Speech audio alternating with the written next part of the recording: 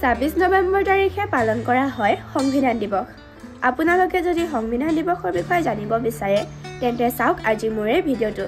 তেন্তে আহকচোন ভিডিঅ'টো আৰম্ভ কৰোঁ।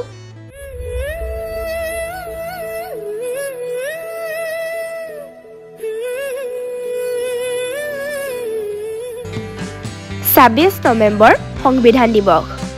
সংবিধান দিৱস প্ৰতি বছৰে 26 নৱেম্বৰ ভাৰতত পালন কৰা হয়।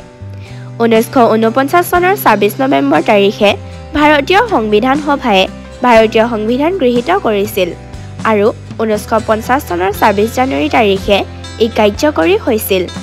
সংবিধান দিৱসক ৰাষ্ট্ৰীয় আইন দিৱস হিচাপেও জনা যায়। ভাৰত চৰকাৰে 2015 চনৰ 19 নৱেম্বৰ তাৰিখে অধিসূচনাৰ জৰিয়তে 26 নৱেম্বৰক সংবিধান দিৱস হিচাপে ঘোষণা কৰিছিল। 2015 চনৰ 11 অক্টোবৰ তাৰিখে ভাৰতৰ প্ৰধানমন্ত্ৰী নৰেন্দ্ৰ মোদী ডাঙৰীয়াই মহাৰাষ্ট্ৰৰ মুম্বাইত ভীমৰাও ৰামজী আম্বেদকাৰৰ স্মৃতিত নিৰ্মাণ কৰা সমতাৰ মূৰ্তিৰ আধাৰশিলা স্থাপন কাৰ্যসূচীত 26 নৱেম্বৰ তাৰিখে সংবিধান দিৱস পালন কৰাৰ ৰাজহুৱা ঘোষণা কৰিছিল। 2015 বৰ্ষতো সংবিধান সভাৰ খচৰা সমিতিৰ সভাপতি আৰু সংবিধানৰ খচৰা প্ৰস্তুত কৰাত গুৰুত্বপূৰ্ণ ভূমিকা পালন কৰা ভীমৰাও ৰামজী আম্বেদকাৰৰ 125তম জন্মবাৰ্ষিকী আছিল।